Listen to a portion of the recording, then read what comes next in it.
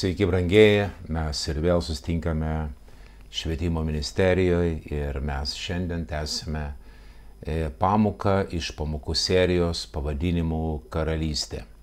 Šitą laidą, sakykime, priskirkime, aš turiu meni šitą temą Karalystė 24 metam.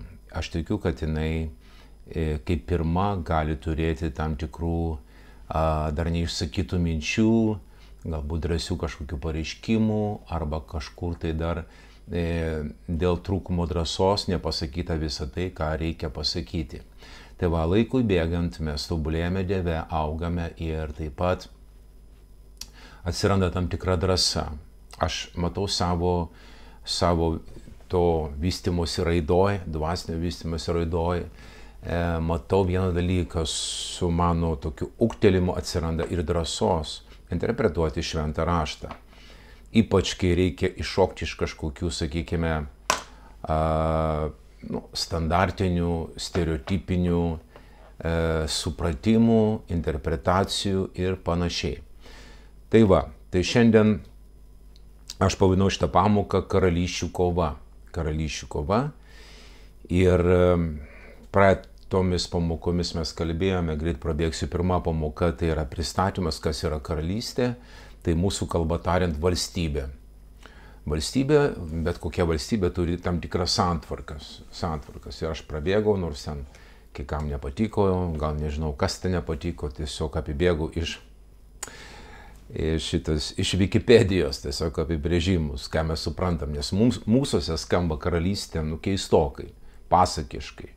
Bet jeigu tu seki pasaką, tai pasakoj nebus valstybės, nebus demokratijos, bus karalystė su karaliumi, karalienė, karalaičių ten ir princesė ir panašiai. Tai va tokie siužetai yra iš pasakų, reiškia, sekimo. Tai va, tai dėl to mums reikėjo tiesiog parodyti, kad tų laikų santvarkos buvo tik tai tokios. Monarchinė santvarka, kuri vadinosi karalystė. Vienvaldystė, va taip galima pasakyti. Tai va, tai kitos pamokos buvo jau padalinau dvi dalis, tai pranašauta karalystė ir apie ją, apie šitą karalystę, dangaus karalystė, Dievo karalystė ir Kristaus Jėzaus karalystė buvo pranašauta. Čia skirtingi pavadinimai, viskas apie tą patį. Viskas apie tą patį. Tai va, tai kažkiek aš čia paliesiu. Žinau, kad šitą, ką aš šiandien kalbėsiu, yra labai daug interpretacijų ir galima tiek daug čia medžiagos prikabinti prie šitų minčių. Bet jeigu nepamiršiu, pasakysiu bendrą, pagrindinę mintį, dėl ko šitą pamoką čia pasirodė. Gerai, tai skaitome, štai pirmą eilutę bus iš Apreiškimo Jonui, 1 skyriaus 5. Labai iškarpiau tą vieną eilutę, nes noriu tik tai vieną, reiškia, terminą paimti iš čia. Ir nuo Jėzaus Kristaus, žemės karalių valdovo. Žemės karalių valdovo. Reiškia, daug įskaita, karalių daug, jie visi priklauso žemės ryčiai, tai yra žemėje. Ir visiems tiems karaliams yra valdovas, kuris valdo visus tos karalius. O kitoje vietoje mes sakom karalių karalius. Tai va, tai šita be galo svarbi žinia, bet tiesiog pamačius apie tai, kad Jėzus yra karalius, kad jis valdovas žemės karalių. Va, kad mes kartais galvojam, kad tie karaliai, ką jie daro, kad jie visą gali, daro, ką nori, visai ne. Bažnyčia neapsigauk. Kurią čia pamoką skaičiau apie Nabukadnesarą, kaip jisai pasikėlė, sako, aš pastačiau šitą Babiloną, gyrėsi ir po to atėjo 7 metai disciplinos, ar kaip čia pavadinti, pabarimo, pažeminimo, kai jisai tapo pamišęs ir sužvėrėjęs, valgė žolę kaip jautis. Ir, sako, jam protas sugrįžo, supratimas sugrįžo. Dabar, sako, aš giriu ir garbinu dangaus Dievą, kuris turi valdžią duoti šioje žemėje, kam tik tai nori. Reiškia, jisai paskirsto visas valdžias. Superinė tiesa. Ir va, tai mes visi krikščionys turime tai žinoti. Krikščionys to dar nežino, galvoja, kad čia kažkas kažką išrinko, čia viskas, čia pabaiga ir panašiai. Oi, panika. Jokių čia panikų nėra. Taigi, dar kartą. Jėzus Kristus žemės karalių valdovas. Tai va.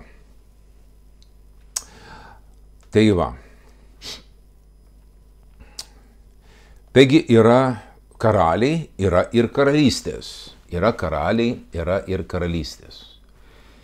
Tai va, ir skaitėme čia vieną eilutę, aš norėjau paskaityti, bet to prie jos mes sugrįšime.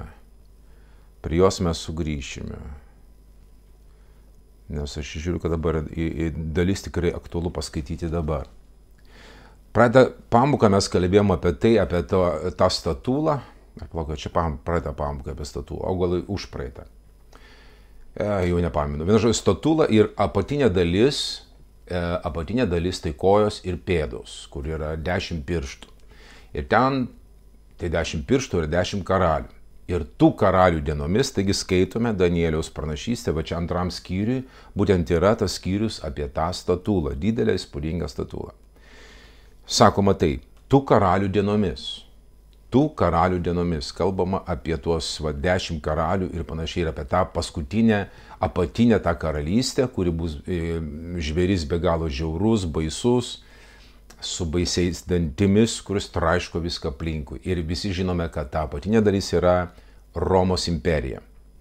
Taigi pirma imperija Babilonas, antra Persų medų, trečia Graikų ir ketvirta Romos imperija su 10 tų provincijų arba 10 karalių. Ir čia sakoma, tų karalių dienomis dangaus Dievas įsteigs karalystę. Įsteigs tų karalių dienomis, reiškia, jinai prasidės. Kažkokią ypatingą karalystę jisai įsteigs. Ir mes žinome, kad tikrai tais laikais taip ir buvo. Kuri niekada nebus sunaikinta, kuri neteks jokiai kitai tautai. Jis sunaikins ir sudaužys visas karalystės ir pati pasiliks per amžius. Tai va, iki šitos vietos. Po to mes dar sugrįšime prie šitos eilutės. Taigi, tos karalystės nebuvo iki tol, bet jinai buvo pranašauta. Jau per Danielių buvo pranašauta, kad jinai tam tikrų metų atsiras. Arba dangaus Dievas ją įsteigs. Ir mes matome Evangelijos aprašymą ir Evangelijos aprašymą Jėzaus gimimą, kur gimė žydų karalius. Ir mes matome, gimsta karalius, magai ateina pagarbinti ir panašiai, šitą mes jau praėjome. Ir tada, vienu žodžiu, ruošiama viskas karalystiai. Ir kai atėjo metas jau pranašauti tos karalystės priartėjimą, buvo siųstas Jonas Krikštytojas, sako, atgailaukite, tikėkite Evangeliją, tai yra gera žinia, nes Dievo karalystė jau čia pat per rankos padavimą, jau čia pat jinai priartėjo. Va, ir Jėzus perėmė tą pačią žinią, tą patį pamokslą, sako, atgailaukite, taigi persigalvokite ir tikėkite Evangeliją. Ir jisai skelbė Dievo karalystės Evangeliją. Dievo karalystės gerą žinią jis skelbė. Kad jinai va čia pat jau yra. Ir tada Jėzus visi pamokymai buvo būtent tiems žmonėms, kurie panorėjo įeiti į tą karalystę. Sako, ne visi įeis, į tą karalystę yra siauras kelias, plačiai neįeisi. Tada sakoma taip, ne visi čia, kur su manim yra šitoj veikloj, šitam prabudiminiai veikloj, kurie išvarinė demonus ir gydo ligonius, tai visai nesvarbu, bet įeis tie, kurie vykdo dangiško tėvo valią. Visi kiti, reiškia, pamokymai apie karalystę buvo tiems, kurie, norėjo įeiti į karalystę. Norėjo įeiti, bet dar nebuvo atsivėrus, nes Jėzus dar nepadarė to kelio per savo mirtį ir prisikėlimą. Tai va, girdime, va čia ir kada tai vyko būtent tuo metu, kai valdė Romos imperija. Ir čia jau atėjo metas išsipildyti šitai pranašystei, ką mes skaitėme. Tų karalių dienomis dangaus Dievas įsteigs karalystę. Reiškia, jinai atsiras tuo metu. Kitos karalystės jau buvo. Taigi paskaitom dar vieną eilutę.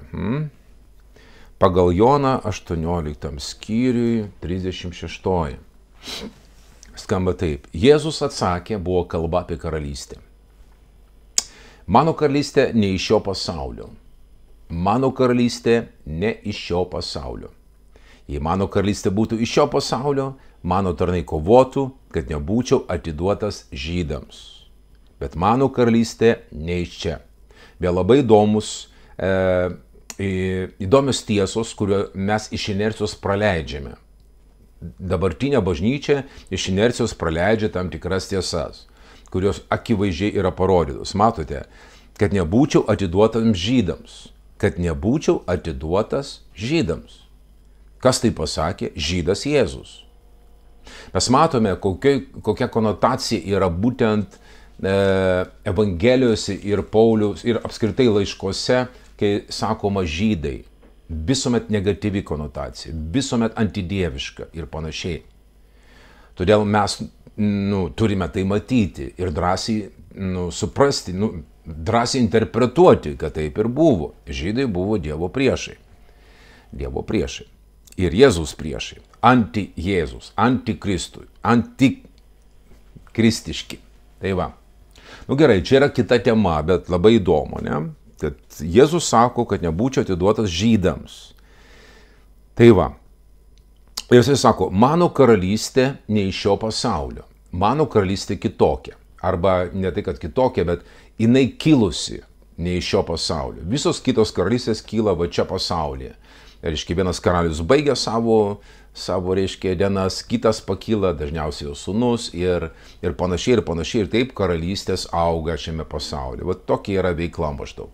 Bet mano karalystė, sako Jėzus, ne iš šio pasaulio.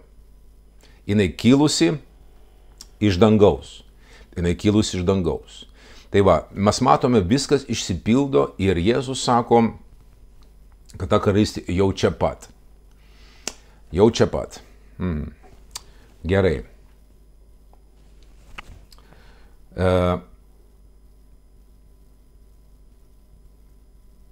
Taip. Mintis viena. Apskritai iš tos visos pamokos pagrindinė mintis yra, kad yra karalystės arba valstybės. Ir yra Dievo valstybė, kuri jau galioja 2000 metų. Kuri jau veikia 2000 metų. Nes tomis dienomis jisai įsteigė ir dabar jau ilgas laikas jinai jau veikia, jau šioje žemėje. Jinai kitokia arba kitaip įsteigta, bet jinai veikia šioje žemėje. Ir čia mano nuomonė, dabar nepykite, neišjunkite nieko, čia yra ta ilga 1000-metė karalystė. Dvasiškai supras. Va, ir ilgą laikotarpį jinai veikia šioje žemėje. Kiek jinai veikia, kiek jinai veiksni, čia kitas klausimas, bet jinai jau paleista. Jėzus jau karaliauja. Galbūt kokią kitą pamoką ar kažkada mes kalbėsim apie tą 1000-metę karalystę, išdėstysime įvairiausias versijas ir leisiu tau pačiam pasirinkti, kokia versija tau yra artimesnė. Tai va, tai mes matome karalystės, valstybės.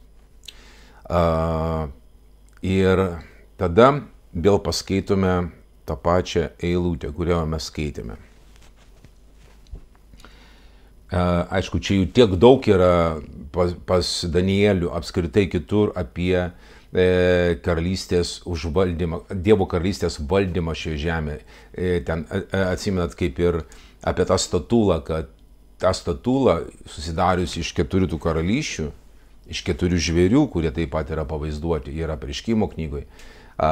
Mes matome, kad be žmogaus pagalbos rankos akmuo atskilo iš kažkur tai ir dėjo į kojas, būtent į pačią apačią, viską sutrupino, viską subirėjo į dulkes tiesiog ir viską sugriuvo visą struktūrą. Ir sako, šitas akmuo, kas yra karalystė, sako, taps dideliu kalnu ir užpildys visą žemę užpildys, taip? Užpildys visą žemę. Taigi paplitimas bus per visą absoliučiai žemę, šitą karalystę išsiplės. Šiandien mūsų karalystė jau yra kiekvienas 8. planetos gyventojas. Kiekvienas 8, o gal net ir geresni rezultatai yra šitoj karalystėje. Ir jinai sparčiai auga, labai sparčiai auga. Dar kartą skaitom. Tu karalių dienomis dangaus Dievas įsteigs karalystę, kuri niekada nebus sunaikinta. kaip ir kitur mes skaitom, ir gauname nesudrebinamą, nesunaikinamą karalystę, tarnaukime Dievui su pagarba. Taip. Nebus sunaikinta, kuri neteks jokiai kitai tautai. Ta prasme, negalės pasiimti kažkokia kita tauta ir užsirezervuoti tos karalystės visą valdymą ir panašiai pasakyti. Dabar, pavyzdžiui, kaip aš kažkada jums sakiau, žiūrėjau video apie Armėniją, kad Armėnija ten tapo pirma valstybė, kuri oficialiai paskelbė krikščionybę arba Dievo karalystę kaip Armėnijos karalystė. Ta prasme, norėjo suvienyti, reiškia, vietinis ten kažkoks prezidentas ir jisai dabar jau tos Dievo karalystės yra, reiškia, karalius, arba ten, nežinau, vadovas ir panašiai. To negali būti. Kaip ir Vatikanas negali pasiimti tos valdžios. Netiteks jokiai kitai tautai. Tik tai šventųjų tautai. Šventųjų tautai, kuri yra tautiškumo prasme betautė. Betautė. Tai va. Ir žiūrėkite, dabar yra apibrėžtas dalykas, parodytas aiškiai. Ji sunaikins ir sudaužys visas karalystės ir pati pasiliks per amžius. Reiškia, mes matome, kad šita karalystė yra tam tikroj konfrontacijų. Žinot, ir pasaulio karalystės kovoja viena su kita. Didesnė karalystė pasikelia, bando sunaikinti mažesnės bando kažkaip apsiginkluoti, kooperuotis į kažką bendrą, kad turėtų kažkokį svorį apsiginti ir panašiai. Tai čia vyksta pasaulyje taip. Ir atsirado šitai karalystė, jinai nebus tokia, kaip čia pasakyti jums, tokia ištižusi. Čia kažkokia karalystė, kažkokie čia šventieji, kažką čia daro. Jie tik tai pavadina, kad čia karalystė, bet kai kurie dar ir laukia, sako, čia dar nieko nėra, tik tai ateis kažkas. Tai, tokia, ištižusi masė. Ir tik tai moralė ten šnypžda tenai, vienu žodžiu, dvasingumas. Tokį, įsivaizduoju, galima įsivaizduoti, kad tokia karalystė tipo čia atsirado. Jėzus atėjo, čia kažkokia karalystės, bet tiek daug mistikos, tiek daug kažkokių į ateitį nukreiptų lūkesčių. Ten kažkas tai bus. Suprantate? Bet iš tiesų, šita karalystė, kai jinai buvo įsteigta, jai duota pranašystė. Šita karalystė Dievo arba Kristaus sunaikins ir sudaužys. Ką jūs matote? Ką mes matome? Jinai pakankamai agresyvi. Jinai turi ne tik gynybinės kažkokias funkcijas, bet jinai turi puolamasis funkcijas. Jinai eis į priekį, jinai eis pirmin, jinai ims teritorijas. Ir pažadas yra toks, kol visiškai viskas bus sunaikinta. Kažkur tai skamba panašiai, ne? Kad Jėzus atsisėdo tėvo dešiniai, kol jo priešai bus sunaikinti kaip pakojus po jo kojomis. Ir kai paskutinis priešas mirtis bus sunaikinta, tada jis perduos šitą karalystę Dievui tėvui. Taigi, kada tai įvyks, jis ateis, taip, jam prisikėlus, bus pabaiga. Jo karalystės, ne pradžia, bet pabaiga. Jis dabar sėdi ir laukia, kol jo priešai, kol visos kitos valdžios, nematomos valdžios, bus sunaikintos, bus pajungtos jam. Ir tada, kai paskutinis priešas mirtis bus sunaikinta. Taigi mes matom, dabar tas procesas yra paleistas 2000 metų. Bažnyčia to nesupranta, jie laukia, kad kažkas tai ateis ir viską padarys. Bet jisai perdavė tai šventiesiam, čia to įskaitysime. Perduota ir bažnyčia, tai dar vienas yra pavadinimas šitos karalystės. Ja galima vadinti ir karalystę, galima vadinti ir bažnyčią. Jinai turi tam tikrą paskirtį arba kovą, ką Jėzus sakė apie savo bažnyčią, aš pastatysiu savo eklesiją, savo surinkimą arba savo bažnyčią. Ant šito apreiškimo, Petrai, ant šito apreiškimo, kad aš esu Dievo sūnus, kad aš esu pateptasis ir pragaro vartai jos neatlaikys. Taip reikia išversti. Reiškia, neatlaikys ir kažkokia kova. Ko čia dėti pragaro vartai, mes galim ramiai sėdėti, nieko čia nekovoti, meilė, seilė ir panašiai. Kokia čia dar kova? Kam čia kovoti, mesgi krikščionys, mesgi romus, ramus ir panašiai. O Jėzus apie kovingumą sako. Jo, aš atėjau nešti neramybės, bet kalavijo. Tam tikrą prasme, kažkur tai. Padaužyti. Tai va, ir mes matome čia tą pačią nuotaiką, kad jinai yra karalystė, ne šiaip mieganti, ten meiliai plaukianti. Taip, jos pagrindinis principas, konstitucijos pagrindinis straipsnis - meilė. Šitos valstybės konstitucijos pagrindinis straipsnis yra meilė. Viskas. Va, bet šita karalystė turi savo kariuomenę, nematomą kariuomenę. Čiagi ir sako, jeigu mano, reiškia, karalystė būtų iš šio pasaulio, mano tarnai tai ir kovotų. Bet iš tiesų yra kiti kareiviai šitos karalystės, angelai, legionai angelų ir panašiai. Tai va, ir mes esame šitoj kovoj, mes turime dalį. Arba ne. Turime arba turime turėti. Turėtume turėti dalį šitoj kovoj.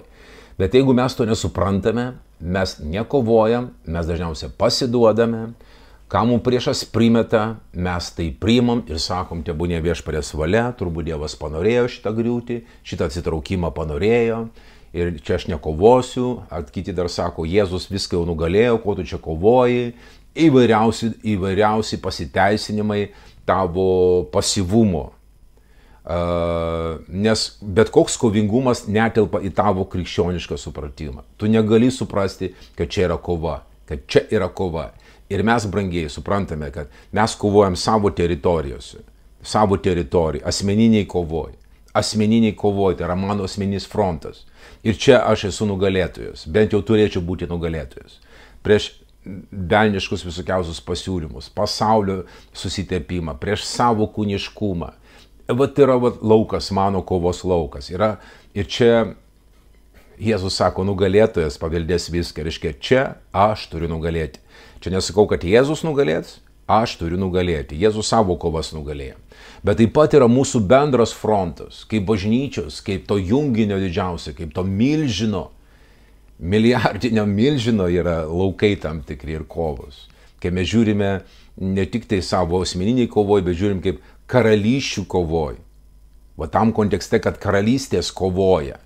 Ir šitą karalystės pašaukimas visas kitas karalystės pavergti, sudaužyti ir panašiai. Ir dabar, kai aš sakau sudaužyti, pavergti, nesupras tiesiogiai, nes mūsų kova ne su kūnu ir krauju, ne su žmonėmis, bet su nematomu priešu, kunigaikštystėmis, valdžiomis, šio amžiaus tamsybių valdovais ir dvasinėmis blogio jėgomis danguje.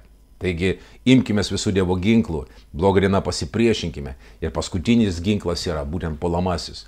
Paimkime dvasios kalaviją, tai yra Dievo žodį, ir tvarkykime priešą, pastatykime jį į vietą.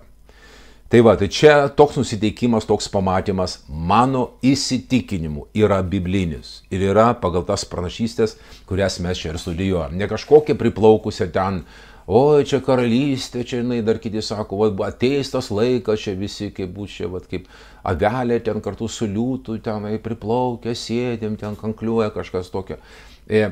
Taip, tai ramybė yra Dieve, bet iš tiesų mes esame kovoj ir Viešpats nori, kad mes būtume apsiginklavę kovotojai ir turėtume kovingą dvasią.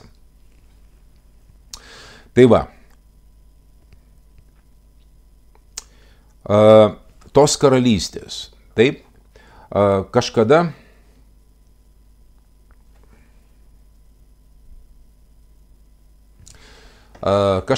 aš kalbėjau apie žvėris. Kas yra žvėris? Dar senai, kai čia mus ketino pavergti per prikoliukus, atsimenat, ir aš tada tiesiog klausiau šventosios dvasios ir turėjau tuomet tokį pyktį dvasinį prieš pavergėją, prieš dvasinį pavergėją, kuris nori savo metodiką per politikus paskleisti į visą pasaulį. Ir buvo tikrai pakankamai liūdna, kai kurie labai bijojo ir sakė, kad tikrai mus dabar pavers, dabar jau paskutinioji, žinai, kad mes negalėsim pasprukti.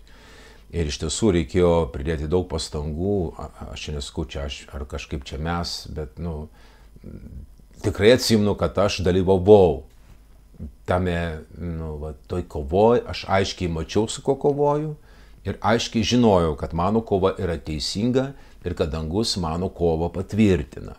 Tai va. Nors ne visuomet galbūt tokiais metodais reikia tvarkyti, bet kai reikia, tai jau reikia. Tai tą ir darėm. Tai va, ir tada aš gavau tą tokį apreiškimą arba supratimą, kas yra žvėris. Žvėris yra sistema politinė arba ideologija. Nu, paimkim tai, va, į vieną sutraukime.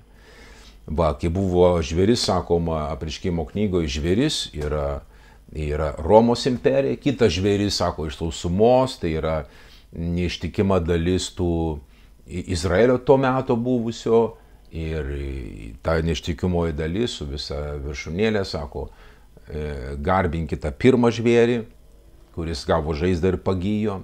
Ir va čia iš to žemės tas žvėris, jau antras tas žvėris, darė stebuklus, ne ten Romui, bet čia darė stebuklus. Na, bet mes matome žvėris, taip? Ir kai žvėris yra, tai tada yra ir mes mokėmės apie tai, kad žvėris yra ir ideologija, ir atskirai žvėris gali būti vadovas, stovintis už tos ideologijos. Arba kitų ten pavadinimų, ragas gali būti, žvėris ir panašiai. Tai va, ir šiandien yra taip pat ideologinės kovos. Yra taip pat ideologinės kovos ir tų kovų buvo, ir tos kovos vyksta. Ir mes žinom šiandien karas Ukrainoje, apie ką nenori kalbėti daug kas. Ir čia sako, čia politika. Va, aš ir noriu šitą pamoką jums parodyti. Čia sako, čia politika. O jau politikoje mūsų nėra, vaikeli. Kaip tai mūsų nėra, jeigu Jėzus visų politikų karalius ir vadovas? Kaip jo nėra? Tai reiškia, jie politikuoja, Jėzui čia neįdomu ir panašiai. O jisgi visų žemės prezidentų valdovas. Tai kaip čia jam neįdomu, kas čia vyksta dabar? Aš tiesiog noriu šitą pamoką padrasinti tave ir parodyti tau, kad mes matome politiką, bet toj politikoje mes pašaukti kovoti kovą toj politikoje, bet ne politiniam priemonėm. Turbūt net reikia pamatyti ir suprasti. Tai va. Ir tas karas Ukrainoje man dar kartą parodė, kad mes nors ir esame Dievo karalystės piliečiai, kurioje nėra nei žydo, dėmesio, toj karalystėje nėra žydo, nors jis sakė, čia žydų karalius, taip jie laukia tos fizinės valdžios, ne? Nėra nei žydo, nėra nei lietuvio, nėra nei ruso ir panašiai. Tai yra nauja tauta, naujas žmogus, tauta, kurios nebuvo. Jis atsirado per vieną dieną, kaip parašyta pas Izaiją. Kaip čia atsirado dabar tauta? Jis atsirado per vieną dieną, gimė. Taip. Reiškia, tikrai karalystėje mes karaliaujame ir čia nėra tautybės. Nėra tautybės. Bet iš tiesų realybėje mes kiekvienas išaugom tam tikroj tautiniai, ideologiniai karalystėje. Iš dalies, labai nedidelės dalies tai yra svarbu. Kaip ir Paulius sako, man širdis skauda dėl mano tautiečių pagal kūną. Ne pagal dvasią, ten iš Romos, iš graikai kažkokie. Bet pagal kūną tautiečių, man širdis skauda, nes jiems skirta tokios dovanos, o jie to nesupranta. Ir mano malda, kad jie įtikėtų. Taigi Paulius jautė savo žydiškumą pagal kūną, eidavo šventi šventes, tai buvo jam artima, nors per daug tai nesureikšmindavo. Tai čia labai toks subalansuotas požiūris į savo tautą. Taigi mes augame kažkokioj valstybėj, ideologijoje ir tai įeina į mus. Ir mes taip suprantam pasaulį, nes mes tame buvome. Vat kas vertinga, kaip aš turiu elgtis, ko mes siekiame. Kiekviena valstybė bent kažkiek yra skirtinga. Kažkiek yra skirtinga. Ir tu gimsti į tavo šalį, tai suauga į tave, tai sueina į tave. Ir dar daugiau pasakysiu, per kartų kartas tai įsirašo į mūsų genetinį kodą. Ten, kur yra mūsų tautiškumo suvokimas, įsielini tą genetinį kodą. Tautiškumas, lytiškumas, visi tie dalykai. Yra būtent ta. Ir tada tai surašoma ir po to jau, po kurio laiko jau tam tikra ideologija priskirta net prie tautos. Pavyzdžiui, bolševikinė ideologija visiškai suaugusi su rusų tauta. Nu, su išimtim aišku, bet visiškai suaugusi. Ir jie gimsta, rusai gimsta ir jiems perteikiama ta bolševikinė visa priespaudos, beteisių toks visuomenės. Mes irgi buvom tame, aš turiu omeny, bet aš paėmiau kaip pavyzdį, čia galima visur pritaikyti. Kad yra kaip lageris kažkoks tai ir negali to kalbėti, negali to daryti, turi malonės prašyti, kad ten kažkas tau kažką duotų. Pavergimo, nusikaltimo, melo, vagysčių, nu visa tai, ką mes saugom, žinot, atsimenu, ten galima pavogti iš ten valstybės, ten iš kokio tai žmogaus, ten, žinai, nu, vienu žodžiu. Ir tai yra sujungta su tam tikra tauta. Daugiausia, aišku, su rusų tauta, nu, aišku, su to rytų, ten Baltarusija, Ukraina, čia daugiausiai yra, būtent su to visų paimti. Nes daug metų tai buvo, kartos. Ir kai šitas karas įvyko, kai šitas karas prasidėjo, aš pastebėjau vieną dalyką, kad visi stojo už Putiną, pavyzdžiui, rusai praktiškai visi stojo už Putiną. Ir tai yra negerai, kad tu negali atskirti blogo, jeigu tai tavo tautos atstovas. Šiandien tau reikia išmokti žiūrėti blogą, vadinti blogą. Tai gali būti ir tavo tautos atstovas, tavo šeimos narys, gali būti blogas, tu negali dangstyti. Teismą teisk bešališkai. Taip? Oi, čia mano vaikas, jis negalėjo to padaryti. Nu kodėl? Arba mano ten sutuoktinis, aš jį žinau. Ne, aš ginsiu, sieną stovėsiu. Ne, taip negali būti. Tu turi atmesti savo sielinį prieraišumą, ar tai tautinį, ar tai kūno prieraišumą, kad tai tavo kūno dalis, tai vaikai ir panašiai.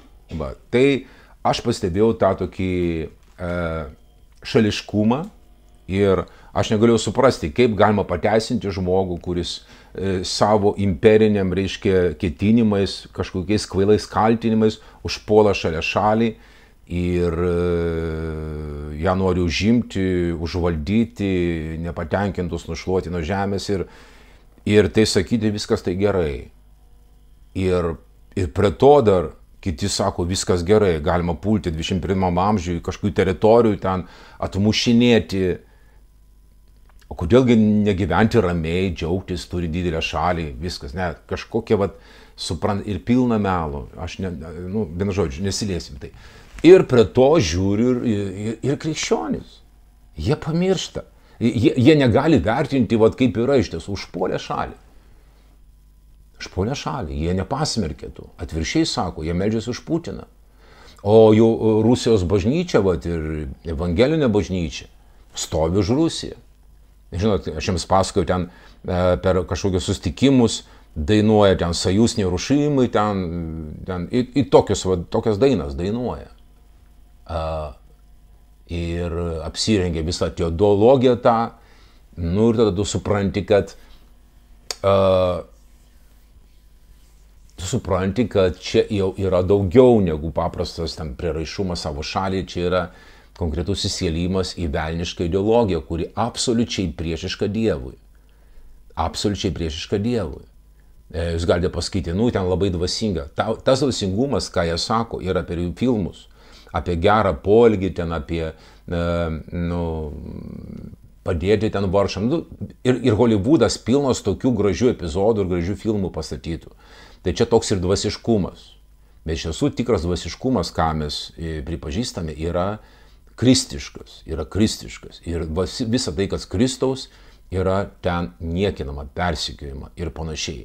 Ir čia jokių nėra net, sakykime, kitokio yra apibūdinimų. Tai to nepamatymas ir panašiai, ir tada susilieja, ir tada, žinai, tau reikia su kažko kovoti, su tą ideologiją, bet ne tau tinka, ir tu sakai, čia viskas gerai, žiūrint tarp kitų valstybių.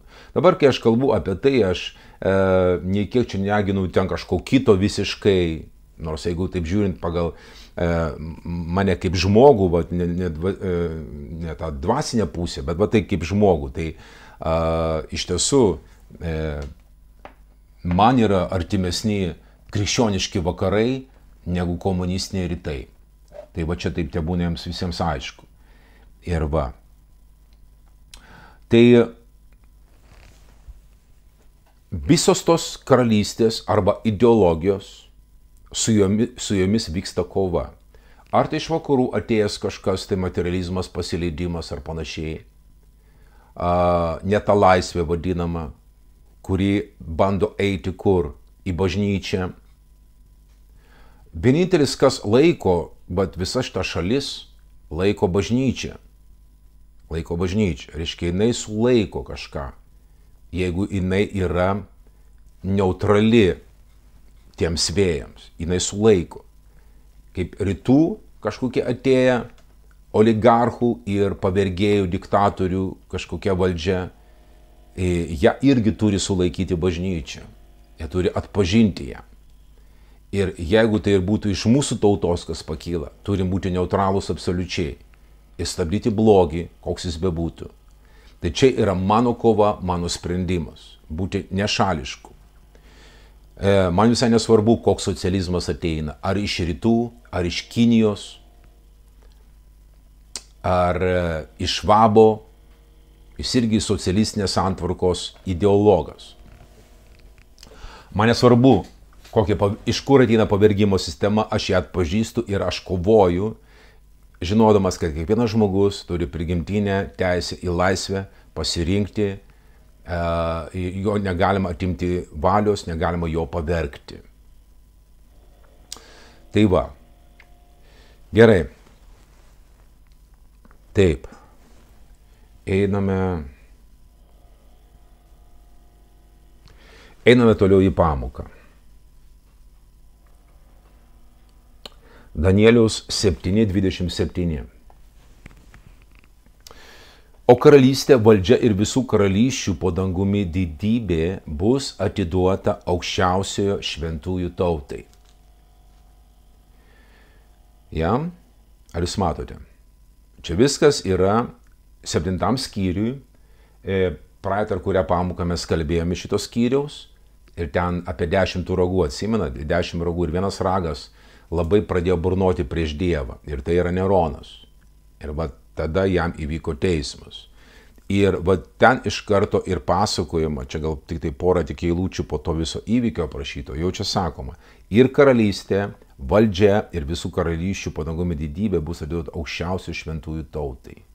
Jo karalystė bus amžina, visos valdžios jam tarnaus ir jam paklus.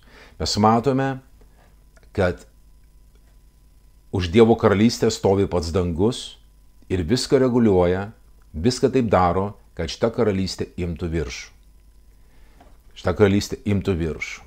Ir kad jinai būtų labiau įtakinga. Žinot, kai aš sakau apie valdymą, kai aš kalbu apie valdymą, man visuomet iškyla įvaizdis įtaka. Įtaka. Atsimena, tarp tų palaiminimų, kurie yra pakartoti įstatymo knygoje. Ten sako, tu būsi galva, o ne uodega. Tu būsi visuomet viršuje, o ne apačioje. Kas tai yra? Tai yra įtaka. Tu įtakos. Nebūsi kaip kažkoks tai uodega, kurį ten iš paskos maskatuojasi. Bet tu būsi galva. Tu spręsi. Tai tu būsi įtakingas žmogus. Kaip įtakingas žmogus, taip įtakinga vietinė bendruomenė, taip įtakinga visa globaliai Kristaus bažnyčia. Va kas yra. Ir tada ta bažnyčia jį daro įtaką, o ne jai daro įtaką. Tik silpnai bažnyčios daliai daro įtaką pasaulio dvasia. Bet iš tiesų pagal teisingą tą santykį turi būti atvirkščiai. Bažnyčia daro įtaką visai aplinkiniai valdžiai. Nebent tu esi apgautas, pasidavęs, parsidavęs ir panašiai. Tai va čia yra pranašystė, kuri tęsiasi kartų kartoms. Per mūsų kartą, per mūsų gyvenimą, kiek mes čia gyvensime, daug gerų dienų, mes padarysime tą darbą, dėl ko mes skirti aš, tu ir mes apskritai visi. Perduosime tą darbą mūsų vaikams, ateinančiai kartai. Ir taip karalystė auga, daro įtaką aplinkiniams. Žinote, kad bažnyčia, kuri buvo pradžioje, jinai buvo sustabdyta. Kai pasaulio dvasia atėjo į bažnyčią, kai tapo krikščionybė valstybinė religija, kai atėjo pagonybė tenai, atėjo reiškia, stabmeldystė ir viskas stabai sulindo, jėga buvo prarasta ir demonai sukūrė naujas krikščionybės versijas. Demonai sukūrė naujas krikščionybės versijas. Tokia karalystė ir dar apsimeta, kad tai krikščionybė, jos valdymas atnešė tik tai blogą reputaciją Dievo karalystė. Jos valdymas su kalaviju, su karu ir panašiai atnešė blogą reputaciją. Bet šita karalystė, jinai kitaip kovoja. Ne su konkrečiais fiziniais ginklais, bet su dvasiniais ginklais. Ir ačiū Dievui, kad Dievas nepametė savo programos, nenusivylė ir Jėzus nenusivylė, ėjo šimtmečiai ir pakilo Liuteris, pakilo kiti reformatoriai ir mes vėl atsistojame ant tų, sakykim, bėgių ir mes toliau einame ir karalystė auga, plečiasi ir vis labiau įtakoja.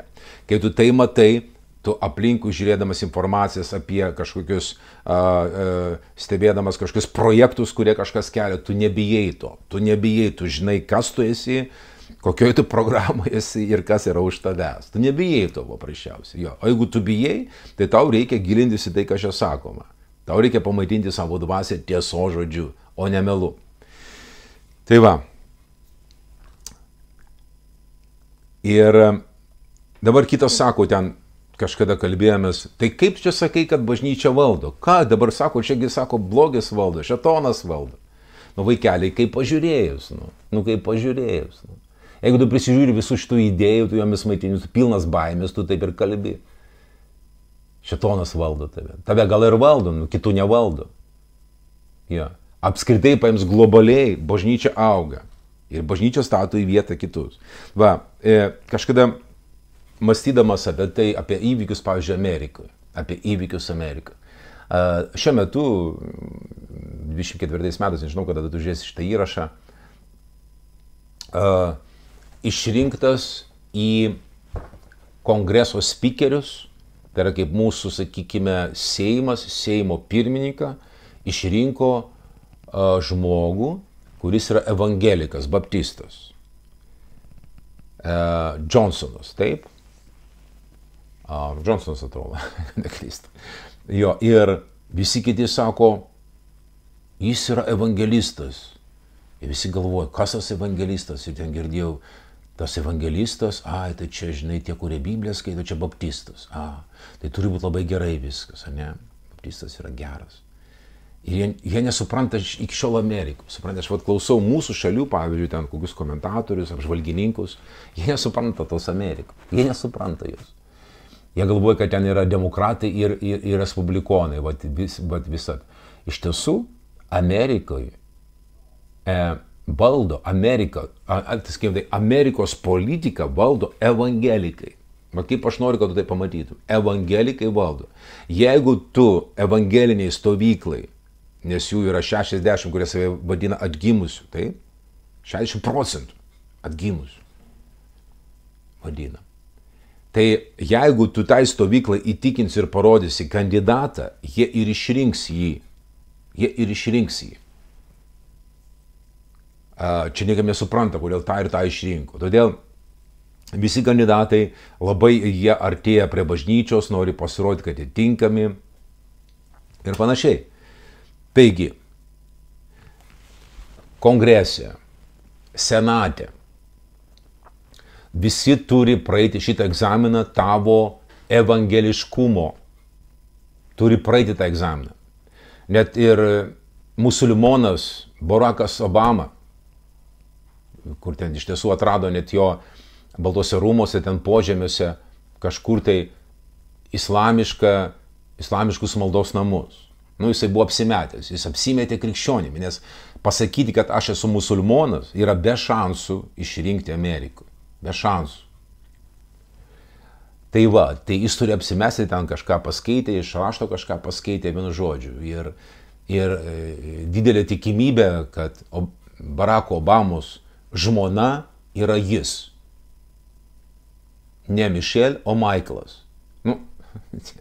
Ir labai daug įrodymų, kad taip ir yra. Ir viskas buvo nuslėpta. Gerai, sugrįžtame prie to, kad visi, absoliučiai visi, jie turėjo žinių iš Biblijos, pasakyti kažkokį biblinį pamokymą, nes tai yra Amerika. Suprantate, va tai yra Amerika. Va šito dalyko nemato mūsiški ten politikai ir panašiai, ir todėl jie nežino, kaip čia traktuoja. Jie mato Ameriką, tą tokią, kaip aš sakau, holivudiška, va ką mato per filmus. Bet iš tiesų tikra Amerika yra evangelinio tikėjimo Amerika. Tai va, tai žiūrėkite, dabar kaip viskas vyksta. Evangelikai išrenka kandidatą, bent didžiąją dalim, aš nesakau visiškai tobulai, bet didžiąją dalim jie išrenka kandidatą. Amerikos prezidentas turi be galo didelę įtaką visai žmonijai. Čia visi turbūt supranta.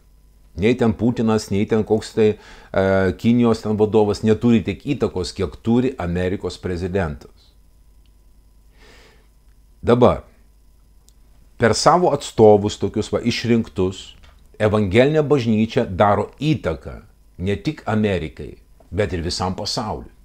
Štai tuo atsakymas, kaip mes valdome. Va taip mes valdome.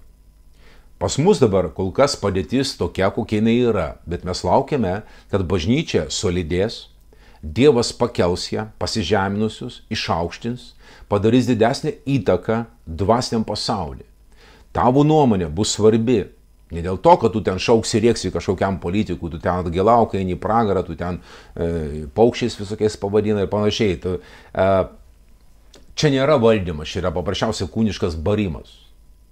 Bet jeigu tu atsistoji ir kalbi ir tavo žodžio klauso, tavo pamokymas yra svarus, turi svorį tam tikrą, tas politikas prisiderina, savo idėjas priderina prie to.